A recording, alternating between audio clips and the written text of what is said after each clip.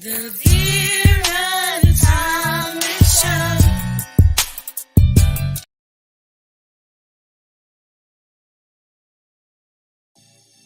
The Vera and Chime Show.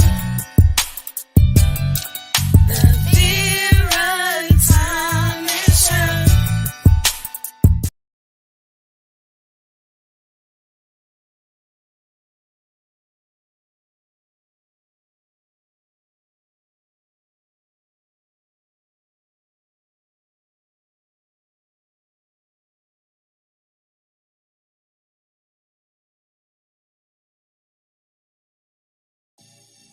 The Vera and Chime Show.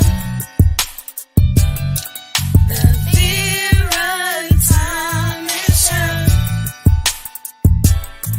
The Vera and Chime Show. The Vera and Chime Show. Let's talk about it. Let's talk about it. Let's talk about it. Let's talk about it. Let's talk about it. Let's talk about it. On the Vera and Chime Show. Let's talk about it. Yeah.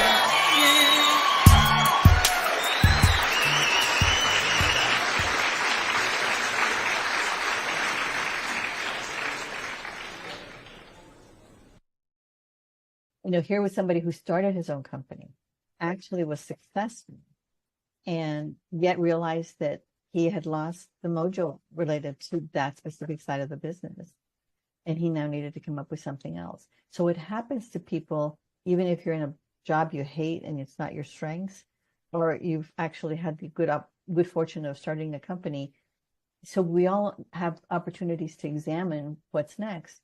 But if we have a particular, again, guidance and approach to doing it, what's next shows up faster. I mean, basically, he now has started his own creative agency. Best is yet to come. When there is this, no, I'm serious. And so I will say this. The thing that I want to leave everybody with is the best is yet to come. I started my career in technology in the midst of unbelievable and unending change. In some cases, a product that had come out was obsolete in 6 months. So you could feel all of that was wasted effort. But at the end of it, we were able to arrive at a whole new level of being able to use technology as real profit, great tools for us to actually move ahead and be very successful in doing more of what we really love to do and what we really can do. So I believe that maybe 5 years from now, maybe less than that, we will have new forms of energy. We will have a new blueprint for humanity. But we have to go through these kinds of paces, these kinds of changes for that to happen. So there is a higher purpose. And that's why you keeping yourself in a good state of being as we're going through this change will help everybody around you.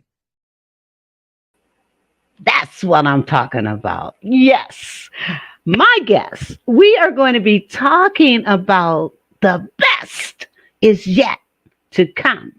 And it's going to be based on uncovering what's next. So let me pull her up.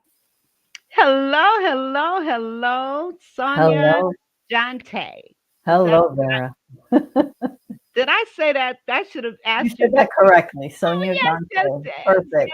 Perfect. Okay. Now let me tell my audience a little bit about you. She is the founder of Cima Executive Development, a coaching and consulting firm in Southern California, and is also known in executive circles as the Leadership Sweet Whisperer.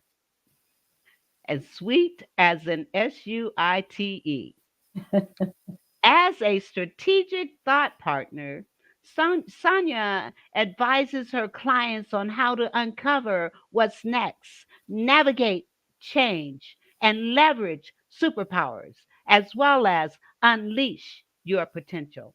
She has been an international master personal and executive coach for 25 years, primarily for Fortune 500 companies and a Fortune 100 sales executive with Hewlett Packard and Digital Equipment Corporation for 16 years. She has coached more than 400 senior executives to grow and sustain profitable results. She is also the author of The Integrative Leader, which we're going to be talking about. She shares the model that engages cognitive diversity, and let me say it again, cognitive diversity. And we're going to talk about that and what that means. Applying whole brain thinking develops the skills and instincts to thrive in the midst of profound and relentless, lost my space, for profound and relentless, where did it go? Okay. Changing Okay. time. And okay. So, anyway, as a speaker, Sonia is eloquent and thoughtful. She shares relevant stories of how her holistic approach to solving complex problems allow the leaders she coached to resolve challenges and create opportunities. Her talk will stimulate curiosity and leave the audience with insights and actionable intelligence, which she's going to do here today. Perfect. So, the first thing I want to do is give you time to share with our audience a little about your journey. Now, because I work with parents and their kids, I always ask my guests to share as much as they're comfortable with about their childhood, how they grew up. How did it impact you? How did it shape you into the person that you are today? Thank you so much, Vera, for asking that. And yes, it is so important to find out what created the individual sitting in front of you.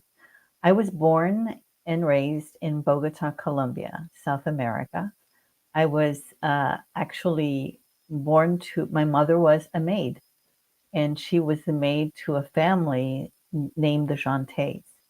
And I would end up meeting them when I was a very young baby and was adopted by them at the age of 8. So the first 8 years of my life, I spent half of it with my mother and my brothers and sisters in an environment that was a ghetto. And there was not a lot of food or clothing or things like that. And then half of it with this family, the Jantes, that had basically, he was an executive for Ford Motor Company, where there was a clean bed, there was always good food. And it taught me early in life that there's many versions to reality. There's many ways one can be in this world, and that you don't have to believe only in one thing. You can actually give yourself permission to grow and expand.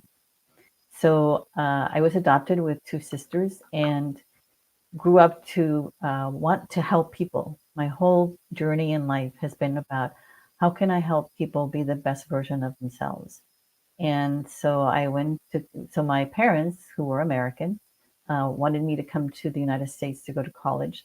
So I would learn about America. I would learn about the values and the freedom and the kind of world that existed that I had not seen growing up.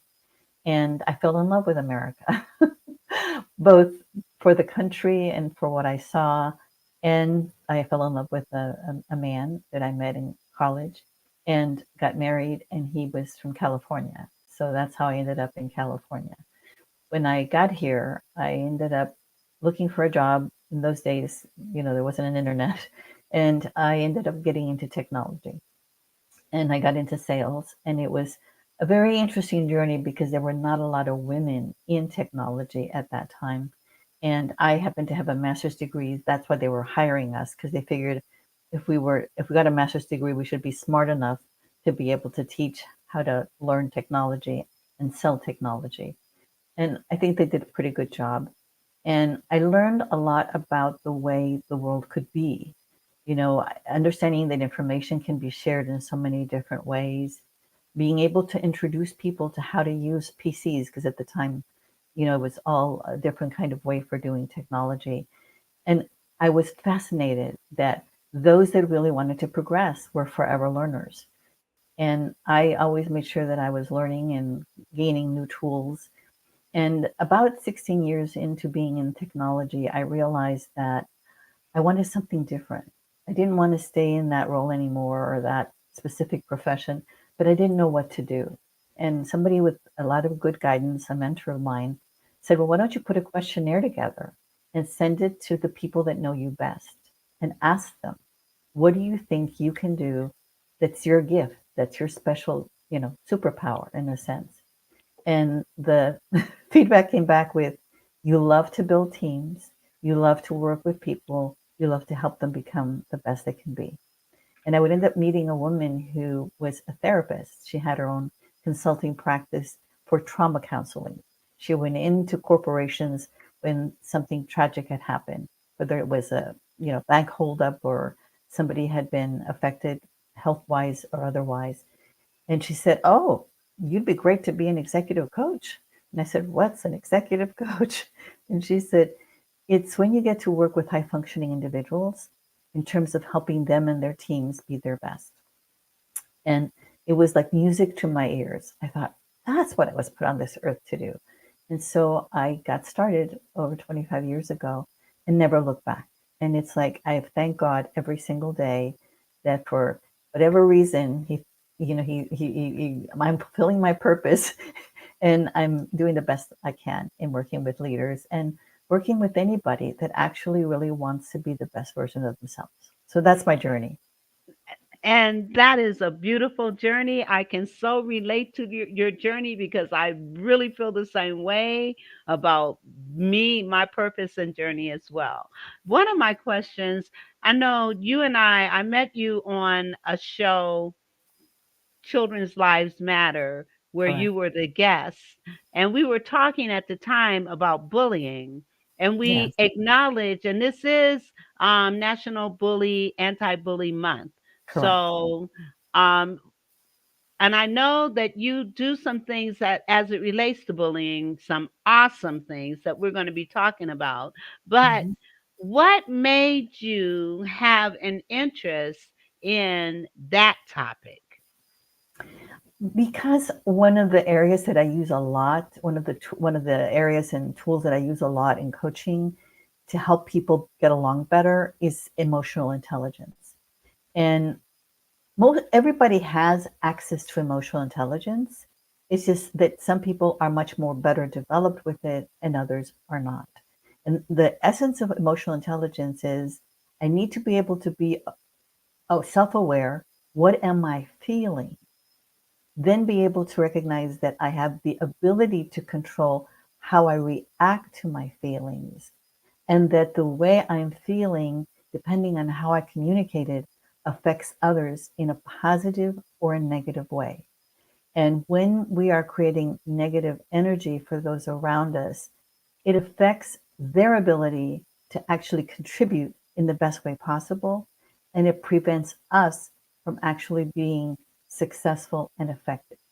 And what I Abs- realized that leaders who actually really grew their emotional intelligence, practiced it with their teams, performed in the top 10% in their industry, in their organization. And so for me, it was like, it's the key to success. It's the key to success to not be trapped, not being able to manage your emotions and switch your emotions so you actually resonate at a different frequency Okay, so let me ask you, so that our audience clearly understand the definition of self. for emotional intelligence. Now, you gave us a part of it, and a Yes, part of it is being self-aware, correct. how you relate, react, and respond. I guess you gave it all because you also said, and the impact that your emotions and reactions and relatability impact on other people, but also and accept, understanding and being able to be empathetic to and or um, have insight into Mhm. how others are acting, relating, and responding, and trying to understand how that is impacting and helping them to understand how it is impacting by Mm. expressing how it may be impacting on you. Correct. One of the things that I think, when you look at what are the fundamentals to being able to be effective from an emotional intelligence perspective, it's how we listen. And so when we Absolutely. listen to somebody who's in a lot of pain, and I would say bullies are in a lot of pain, bullies have a lot of fear. They probably grew up in an environment in which they're scared all the time. So they think it's like having only one tool in your toolbox. They think that the way to keep that fear away from trapping them is to create fear in others. And so Absolutely. if it's a is so what happens is they're used to somebody trying to overcome or you know take control of things. And if you actually just listen with an open mind, watch them, and you don't mirror any of the negative actions or behaviors that they show you, you begin to disarm them because they're experiencing something they don't normally expect. You're Ex- not being, you're not being, I can't manipulate you. And so they'll either go Absolutely. away or they'll want to figure out what it is that you're doing that's creating a different place for them. And what you're doing by doing that, by actively listening, it gives you the ability to take your power back. Correct. When you not only listen with your mind, but you also listen with your heart. Because Mhm. sometimes when dealing with bullies, you can actually almost feel their pain, Yes. even as they're lashing out and being angry and belittling and the character Mhm. assassination and all of those kinds of Mhm. things. Mhm. You When we are emotionally intelligent, we can understand that there's some underlining things happening for this person to be acting that way. That's right, exactly. And the thing that I find interesting is when you do work with somebody who has been a bully or is in a lot of fear, and you, if you will, introduce them to the new way that one can be. I'll share a brief story. There was somebody that I was an executive, a woman executive, I was asked to coach in the grocery business. And the primary problem that I was told was that this person was very negative and very mean to one of the members of their team. And I said, okay. So I met with the person and gave her some assessments. And then I said, you know what would really help me? Because I keep asking you what it is that you're doing, and you're saying, I don't know what it is that I'm doing. And no, I don't treat anybody differently. But clearly you must be, or I wouldn't be here. And I said, I would like to be in the room when you actually see this person. And I want to be able to observe what's going on. And then we can have a conversation. And so she said, okay, we'll get here early in the morning, blah, blah, blah. So I did. I was there, and the executive was standing outside of their office. This person came in, and immediately the executive turned their back on them and actually started walking away. And I was just shocked. And I looked at the young lady, and she looked scared and concerned. And I started smiling at her, and I said, hi, how are you? I'm Sonia Jeantet. I was introducing myself to her. And so she realized I wasn't there to judge her. I was just there to engage with her. And so the executive saw me do this, turned around, and she even had a hard time moving her whole body to even facing me talking to this person. And so when I finished and I felt the young lady was in a good state, I decided to walk in with the executive into the office, close the door, and I said, did you just see what you did? And she said, yes. And I said, why do you do that? And out of immediately went, so when a person gets to like get into that state, she said, because I don't trust her. And I said, well, what did she do? And she said, she has tattoos. And I said, and? And she said, well, I grew up where I was told that people who have tattoos go to prison. Therefore, they're not trustworthy. And I went, wow, that's an unconscious Really? bias that you are Oh my projecting onto God. this person every single day. And you're wondering, you can't bring out the best in this person. I said, I'm so glad that she's actually stayed around. And it was like such a relief. I could feel the tension from this person's body just go. And she said, I can't believe it. And so literally, when we finished our meeting, she walked me out. And before I left the actual area, she turned to the young lady and she said, "I do want to talk to you, but in front of everybody here, I want to apologize to you." And I just wanted to cry because I thought the healing is beginning. The Yes. healing is beginning, but it couldn't Yes. happen until like a bell went off. She finally figured out what it was that Yes. caused her, until she was, in a sense, bullying her by ignoring her. But absolutely, And and she was responsible for her. So this person felt threatened every single day in going to their job. and the beauty of that story is you allowed the supervisor to see for herself, Correct. and but you also gave her an opportunity to really begin to assess why Mhm. she felt that way, and for Mhm. her to also recognize this unfounded bias that she had because of appearances. And that's interesting because this morning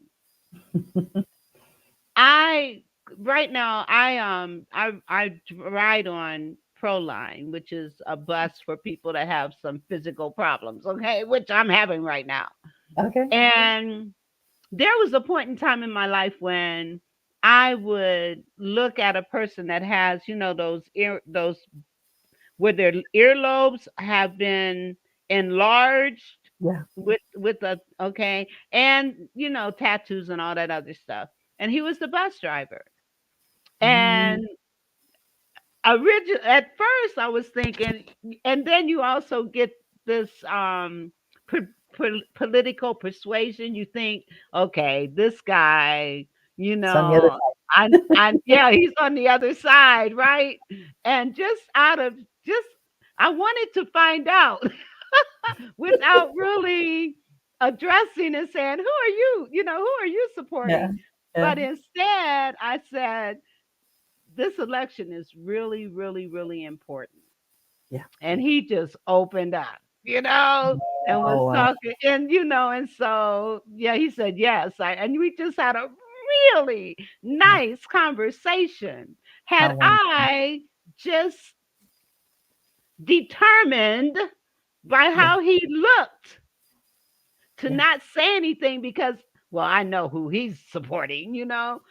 when that's why you cannot, and this is exactly what I said to him, you cannot judge a book by its cover.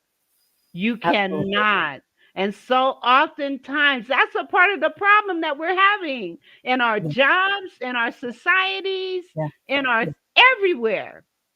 We Judging, we projecting onto others that which we feel threatened by, or that we really don't are concerned about, understand. don't understand, is not helpful at all. I heard a story the other day that I thought was very interesting, and it shares about the circumstances under which this can happen. About the hurricane and how it affected the people in North Carolina. And I talked to somebody who was in the area, and they said, what was so amazing? For the first time, nobody was asking, "Are you MAGA?" Nobody was asking, "Are you with Kamala?" Everybody realized we were in danger and we needed to work together. And so And everybody started pitching in and like, so what can you do? What can you do? And so I hate that it has to get to tragedy for us to actually backtrack into engaging another person just because they're a human being. They and you have know needs what? and wants just like you. Right. But the beautiful thing is we are seeing that kind of synergy Community right being built. now, Yes. right now, Yes. because our nation recognizes that if we don't come together, if we don't start loving on each other, if we Yes. don't start recognizing and understanding and appreciating and valuing each Mhm. other, which was so represented at that Democratic convention. It was so, and it's represented at all these rallies, and just think, just, I'm going to calm down. But just think, Well, just we think. all have the potential to be able to get to that place. And I think that Yes. the thing that I find interesting is I said to you that when I came to America, I fell in love with America because I grew up in a culture where there was dictators. I grew up in a culture where there was a lot of things that could be dangerous. You know, you if you were if I was walking down the street and somebody decided that they liked my necklace, they could pull it off of me and they didn't care if they scratched me or anything like that. So you grow up in an environment like that, you assume that that's what society is. When I came here and I would be in different neighborhoods and people didn't lock their doors and people would welcome somebody in and somebody could feel comfortable to come and borrow a cup of sugar. I was like, wow. So that's the America I came and I saw and I know exists. It And does. that's the America that we can go back to. And I believe with all my heart that if this administration stays the course that it's currently on, we're going to see that kind of synergy happening. We're going to see people caring about each other. We're going to see less bullying. We're going to see, I see it. I see it. I believe it. I know that if Mhm. we can, you know, bring back the joy. Well, I think the other part that's really, and it's everything's all linked. You know, it's like in the body, things are all linked as well. And one of the things that I find interesting is how the economy is doing affects how it is that our parents feel, the kind of food that we put on the table. I go to a farmer's Yes, it's market every yes. other day, and I was watching. There's a particular vendor that I buy eggs and chicken from, and I apologize. That's my dog. Well, you And know what I'm thinking is I think I want to go to a commercial and then if you we'll could go. Yes, I will go. contain your dog. Yes, I will So do that. that Okay, would be great. Okay, so okay, let me no go to problem. a commercial. No Okay. problem. All right. All right. Toby. Been feeling myself for a minute. Hallelujah. Amen. Hey there, Jason McNamara here, and I'm about to drop something truly game changing your way. Are you tired of the same old 9 to 5 grind? Feeling stuck in obtaining the life you deserve and craving something more? Well, listen up, because I've got something you will not want to miss. Introducing the No More 9 to 5 Club Professional Membership, your ticket to freedom and success in the entrepreneurial world. With our professional membership, you'll get access to weekly coaching sessions, pre-recorded trainings, and a vibrant community of fellow game changers. You get access to technology that will allow you to automate passive income streams, as well as unlock all of our expert-led trainings in the back office so you know where to go for good advice when you need it. You will also use the club to build up a residual income stream with a 2-tier 33% affiliate commission unlocked at this level, allowing you to help people help themselves while generating a residual passive income stream for yourself. And here's the kicker. For a limited time, you can unlock all of this just for a $1.11 donation to our club foundation. I like this one. Your first month is on us. So what's holding you back?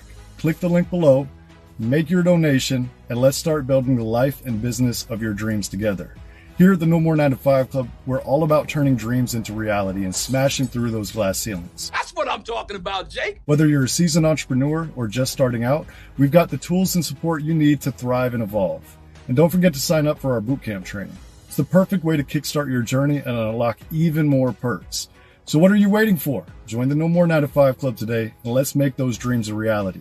I can't wait to see you on the inside. You only get one now. Invest it in your better future. Let's make magic happen together.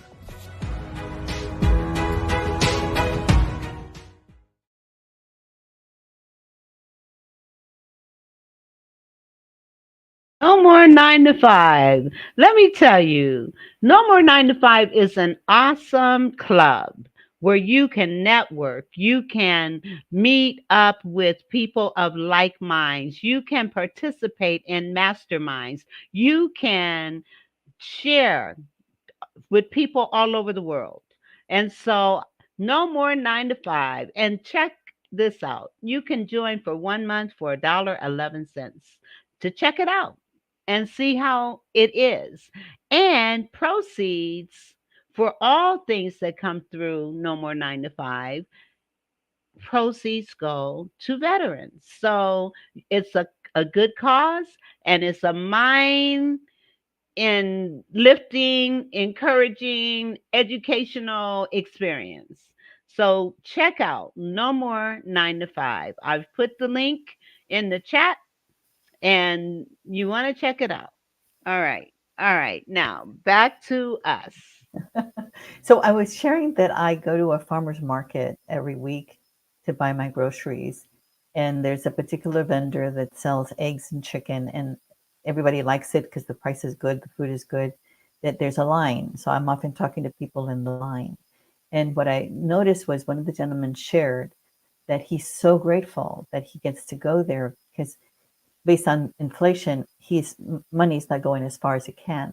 So he says, I know that I can buy more eggs and I can feel comfortable that I can feed my children the entire week because there's so many different ways that one can be creative with this and they're getting their protein. So I guess what I'll say to you is in order for us to get to back to a harmony and joy, we have to be able to understand what are the economic situations going on around us and where are they that we can do things to help one another save money, save time, create opportunities. And I think that's one of the things that I was so encouraged when I got to America is that there's such an entrepreneurial spirit. People want to start their businesses. They People are do. open to doing that. And so I think that there is tremendous, that's why America has always been a place that a lot of people from other places in the world want to come and get started.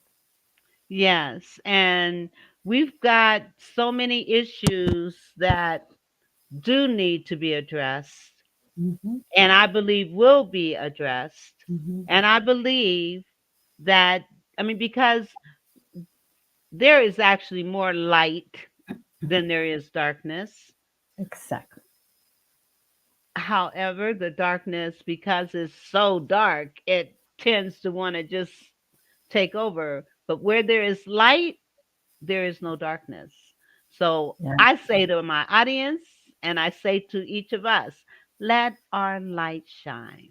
I think Let that's it shine. absolutely from your mouth to God's ears. So, Yes, yes, yes. Now, we're talking about uncovering what's next. But before I do, let me pull up your book okay. and share it because this book, the integrative leader, how leaders use both sides of their brain to build resilient companies. And when we talk about both sides of the brain, the right brain, the left brain, and each side has its own specific and unique functions. And when blended together, it makes for a holistic approach to what we do. So go Exactly. ahead. So I was inspired to write this book when COVID happened because both I would have the time and because I'd been working on this model for about uh, 10 years. And there was an assessment I was using to work with different leaders to come up with an understanding whether they were more left brain oriented or right brain oriented, whether the problems that they were having in their organizations came from the fact that they were ignoring one area. And I realized that the leaders who actually used everything, and so just to, on a big picture basis, the left brain is much more analytical, concerned with facts, tends to be a little less communicative, but everything's about Detailed oriented. yeah, all the data and whatever it is that I can really count on. You see a lot of engineers, you see a lot of people in finance, you see a lot of people in technology in that area. And on the right brain, you have the innovation, the creativeness, and the wanting to interact with others. That's where the emotional intelligence comes in. And so I realized that if I put together a book with stories for each one of the different things in the model, questions answered, solving problems, that people would be able to actually, again, perform at a higher level. There was an assessment that I found, and it was part of the reason for me writing the book, was that there had been a study done in 2019 about what percentage of C-level leaders actually use their whole brain. And they came up with less than 8%. And what they could show was that those who used their whole brain tended to have 30% more profitability in their companies and 25% more revenue, so more of the money coming in. They were able to, conserve it and invest it well. And so that became sort of like something that I thought everybody would need, particularly as the world would be forever changed. It was forever changed, and we're going to Okay. make decisions differently. So I have a question. I'm going to kind of play the devil's advocate here. Perfect. Okay. I love it. Okay. I love Now, it. the left brain, like you said, these are your engineers, your um, scientists, your researchers, your people that are very detail oriented, who are very cognizant of facts and Mhm, figures and mhm, all that kind of stuff. The right brain is the more visionary, thinking outside the box, um, not necessarily detail oriented. They leave that to left brain people to do. Um, but they're the ones that have the vision. mhm. They're the ones that and the left brain works the plan. Okay. So and there are some people, and I know we both heard, and I know it doesn't hold true, but I've been like this all my life. I can't change. And so you get a left brain person, and a left brain person is more inclined to even make that statement. Would you not agree? Correct. Yeah. Okay. Well, the thing that I find interesting is most people who you explain how it is that the brain functions and why it is that if you want to actually make big, bold moves, big progress, you're going to need to, I call it a circuit interrupt. You have to interrupt the brain from the traditional path it goes down and go into new pathways. And that it's unlimited. We can go into it into our 90s. That I just offer different workshops and have them experience a different way of solving problems in a small group or in a larger group, depending on what they need. And as they see all the different information unfold, that's where the cognitive diversity is. That's where they realize they have all these new ideas. And so But it what has to be what developed. what happened in COVID, I think, created a foundation for that kind of breakthrough. I remember, there was a particular restaurant I'd like to go. It has Mediterranean food. They serve shish kebabs. It's always packed. It was always full. And then COVID happened, and they actually went to a takeout model. Today, 4 years later, their takeout model is 70% of their business. And therefore, there's a lot more space for the restaurant to do. Basically, they've doubled their revenue. Now, they actually had to do something that they would have never done. It was just not Right. part of their model. So I think that when, again, unfortunately, we were forced into that, you have the opportunity to not be forced into that, to find adjacent areas where you can be doing business or where you can be expanding how it is that you use the resources. What did we do with, there was a particular liquor company, I think in Kentucky or something like that, that had to turn their production line into making, cleansers for our hands. So hand sanitizers, Yeah. because we needed more of that, and that's what they could sell at that point in time. So Yes. there is no limit to man's ability, a human's ability, to be able to innovate, react, shift, reframe. I The only agree problem with that we you. have is we wait until something out there forces us to do it. Right. It becomes the mother of invention.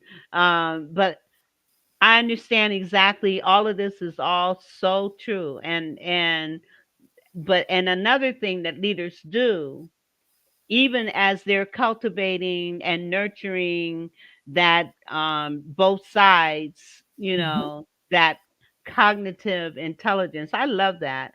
mhm. They're also surrounding themselves around both right and left brain people because collectively that wholeness becomes amplified to the Absolutely. extent, yeah, I mean, and it's really a beautiful thing. And I work in an environment that's very similar to that because of the leader, and we all recognize we've got left brain and right brain and we've got those that are Whole brain. using co-brain. Thank you. Whole brain. Yes. One of the things that I like to think about is that we have, again, it's an unlimited opportunity to experiment and try new things. And when you have different people provide, so one of the things that I learned from one of the executives that I work with at a bank, who had, he was in charge of wealth management, and his team always outperformed. And I said, Michael, what are you doing with your team? And he said, the first thing he said, when I'm interviewing them and I'm looking for people to add on my team, the very first thing I look for is, are they curious? Because if they're not curious, if they're not willing to ask themselves, why is the business of the client that way? Why is it that they like to do their investments in a particular kind of way? He says, they're never going to help. Nobody's going to trust them.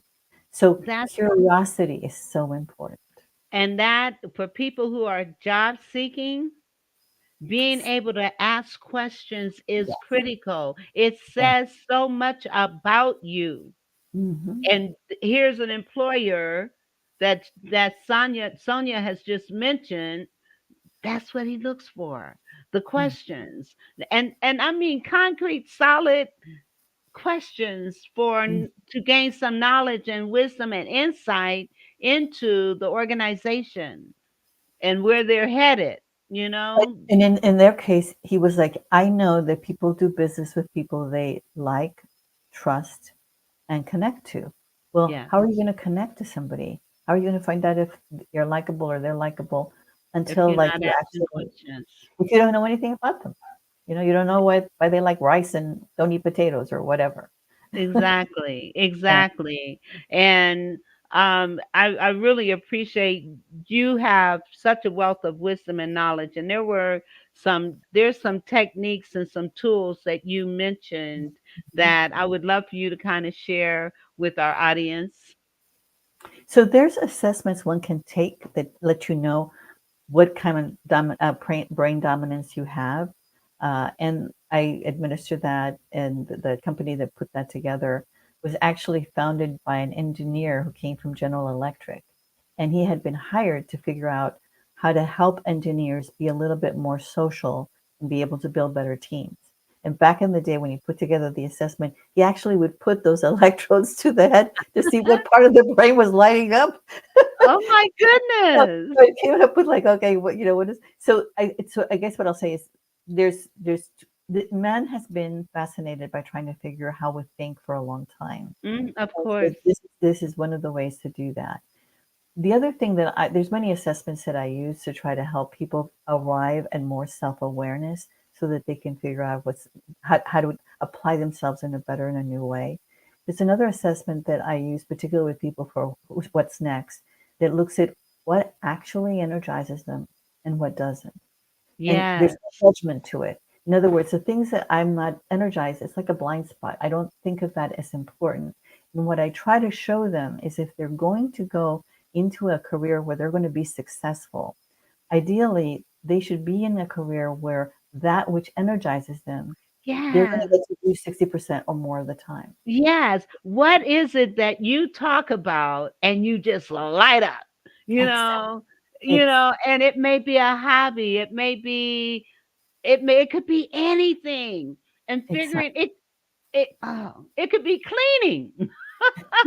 Yeah, You I mean, know? you would do it for free. And the other thing that's true about when you're doing something that energizes you is you don't get tired. You may have had a very heavy day, a very long day, but you're still reflecting in it, and it's like, wow, I'm so glad we solved that problem. I think of that movie Apollo 13 when they had that problem with the moon lander, and they were trying to get people, and the men from NASA came in and basically said, nobody's died on my watch and they're not going to die on my watch. And so he threw all of the stuff on the table and he says, okay, you guys have to figure out how to get this to fit into this. And those guys were like full of energy. They Yes. knew that Yes. 3 people up there, dependent on to come back to Earth, needed to be able to have this problem solved. And immediately they applied themselves in a new way and something happened. So Yes. again, that's a testament to the fact that we were made in God's image. We have the ability to be, the crown of creation, and we should actually embrace it and be able to use it fully. Absolutely. Absolutely. And there are, like you said, there are assessments that can help people kind of identify those Mhm. areas Correct. and then find ways to walk in it. And and also a lot of times that purpose and that passion is seen in children at a very early age. That's when we have, if we're actually not in fear, when we have a full tummy and we can have plenty of water and we get good enough sleep. As a child, I find that when I'm now asking leaders today, like, what did you want to do as a child? What were you interested in? What did you dream about? Oftentimes the It's the same. seeds of what actually Yes. is going to be Yes. successful were planted there.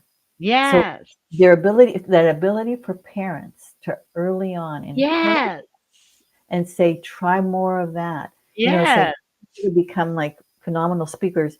It's like, so how did you first know? And it was like, the first time I got the stage was at 6 years old when Yes. there was a birthday party and I saw everybody look at me and I could tell jokes and everybody laughed. That's important. It It's a is. key skill. It's a key skill. Yes. It is so important. That's why it's so important for parents to Yes. be observant of their children. Yeah. Pay attention to what they're doing. Yeah. If you got a kid that's hopping over this chair and tumbling and doing all this stuff, put them in gymnastics. If Yes. you've got a kid that's running I mean, just running, running, running, running, find a gym and put Yeah. them in a track program. I'm Exactly. telling you, if you got a kid that sits and just draws all the time, get them some paint and a You're canvas. exactly right. You're exactly right. I mean, some of the things that I find interesting is you can actually create situations, like we're now in October, right? And so we now have pumpkins and carving pumpkins. It's interesting. Sometimes you walk by people's houses, how everybody has a different version of how they're going to carve a pumpkin. Just in that specific activity of taking themselves to a new place and comparing with others creates brand new, back to, you have to create as many new pathways in your brain to be able to access it all. The other Yes, key to it, by the way, is learning different languages, because some of yes, the Germanic languages like English and German are more left brain. Some of the Romance languages like French and Spanish Spanish. will be more right brain.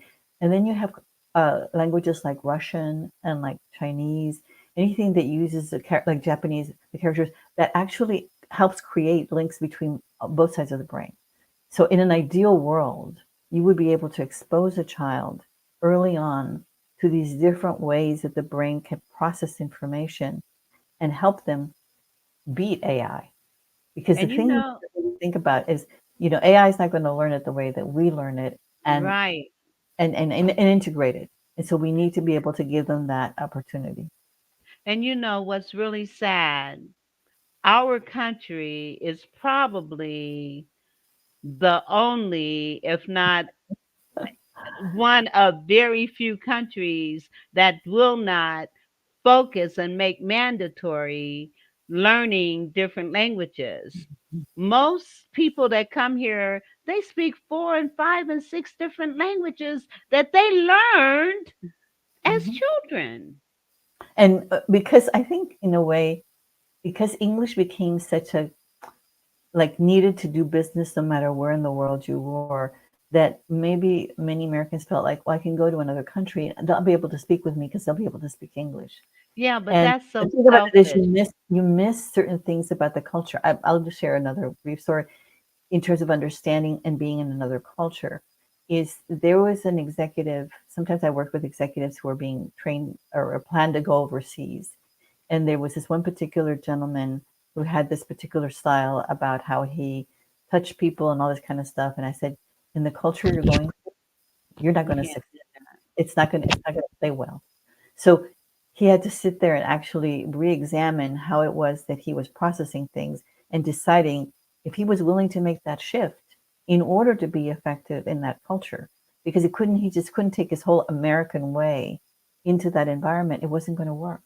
And that's why understanding different cultures, and we can learn and understand different cultures right here in this country because we are such a diverse country. And I mean, rather than hating on people, find out more about them. Exactly. That is, for me, that is really exciting to be able to meet people from all parts of the world and to find out about them. For example, when I was in Atlanta, and I would meet a lot of people from India, and of course, I Mhm. grew up thinking that they all have arranged marriages. Oh, wow. I thought that that was just the way it was, and it's not. No. They have options, you know. Yeah, But that was they also have a very different, rich set of holidays that they celebrate yes. that you can create like analogies. I have a client who his wife is of Indian descent, and they invited me next week to their Diwali festival. And I said, explain a little bit more about it. And she said, it's the Festival of Lights. It is about light over dark. It's about, and she went into all of this stuff, which is all the themes of what it is that we're trying to support right now. And I was like, so what can I bring to add to the light? Yes, yes. But That's we also may have some of beautiful. those traditions that actually blend into what we already are planning or feeling. And we can Yes. actually, instead of be wondering what the differences are, what are the things that are very similar? Yes. Now we're talking about uncovering what's What's next. next? And it may seem like we're all over the place, but we're not, because all of these different pieces and parts are ways to uncover what's next. And don't get it twisted. What's next is right around the corner. Mhm. It's, And you know, the key to it is knowing, being able, I always say it's an inside job. You have to be willing yes, to look inside of yourself and understand, again, what motivates you, what gets in your way, and then be able to then, if you will, look at being able to turn over a new leaf, make a change. And I have, absolutely. I have many, many stories and examples that I can use. But what I find most interesting is when I ask somebody, like I was talking to somebody the other day and I said, so when was the last time you actually had fun doing something? Yeah. And they said, you're not going to believe it. I actually was at an NSA conference and I actually decided to get up and speak for 5 minutes in the area that had to do with humor. And it was so much fun making all these people laugh. And I said, so why are you not doing more of that right now? Exactly. You asked that question. And one of the other questions, if you knew you only had 6 months to live, what would you do? What Exactly. would you do if you knew you only had 6 months to live? And Yeah, so the question is, why aren't you doing it now? exactly. Yeah, Why aren't you doing it now? yeah, What's keeping you from doing mm, what you would do if you knew you only had 6 months to live? yeah, yeah. You know? And I experience my sister being told you only have 6 months to live. Oh, I'm And the sorry. thing is, it was on a day where her and we had gone for a ride, and we were just having a really great day. And she was feeling pretty good. And we get in the doctor's office, and very matter of factly, he says, well, you only have 6 months to live. Oh my, a death sentence. It That changed the was mood.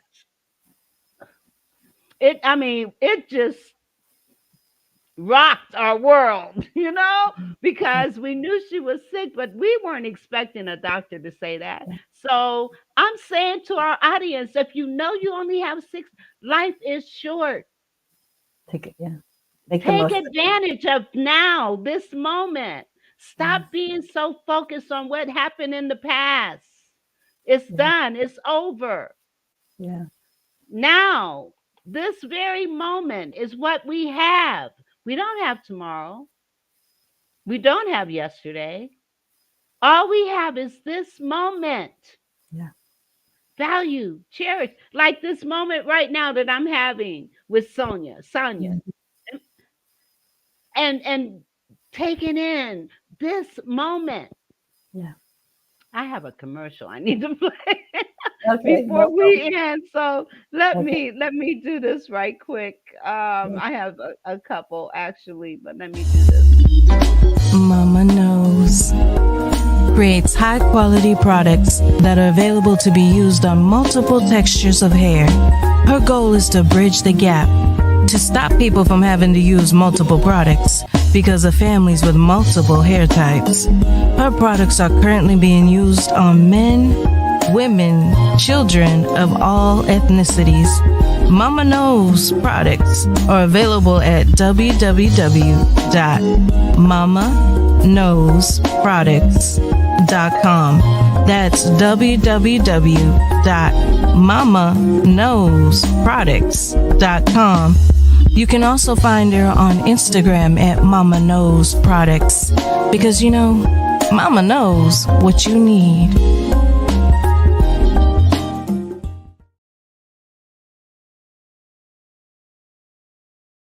Let me tell you, these products are great. They smell great. You're talking moisturizers, shampoos, conditioners, hair serums, all kinds of hair products to help maintain or obtain healthy hair. And the beauty of it is for all ethnicities, Mhm. all groups, all types of hair. And boys, girls, men, and women can use these products. So check out Mama Knows products. Why? Because Mama knows what you need. So check it out. Check it out. That's All true. right. All right. So now I do have one more that I need to do. I want to put Mama Knows products in the chat so that people can go to her website. And I'm also going to put your information in the chat. And let me put it up on the screen so that people will know how to get in touch with you. And I gotta copy it. Yeah, Okay. that So, link to a Calendly meeting is just an introduction session so that if they are thinking about what's next or how they would engage me as a coach, we can have a conversation and see if I'd be the right person to work with. And then we can take it from there.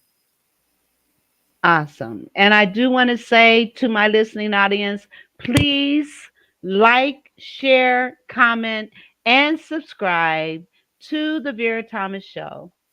And also, if you would like to help me to move forward with the show, then you can contribute by Yes. donating Cash App, $ is still great, Venmo at VT1117, Zelle, Vera Thomas Show 1117 at gmail.com. Your support is greatly appreciated.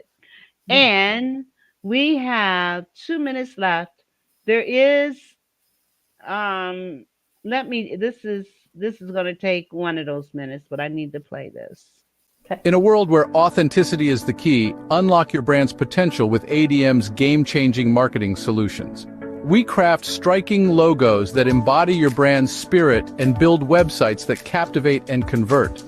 Our lead generation strategies are tailored to your needs, driving growth and boosting your bottom line. And our content, well, it's not just content. It's a narrative, a story that connects and resonates with your audience. But here at ADM, we're about more than just exceptional services. We're about authenticity, about staying true to who you are and what you stand for, because realness, that's what makes a brand unforgettable. So if you're ready to elevate your brand with authenticity and excellence, follow this page. Dive deeper into the world of divine marketing and become part of our community. Because at ADM, we're not just about making brands, we're about making brands matter.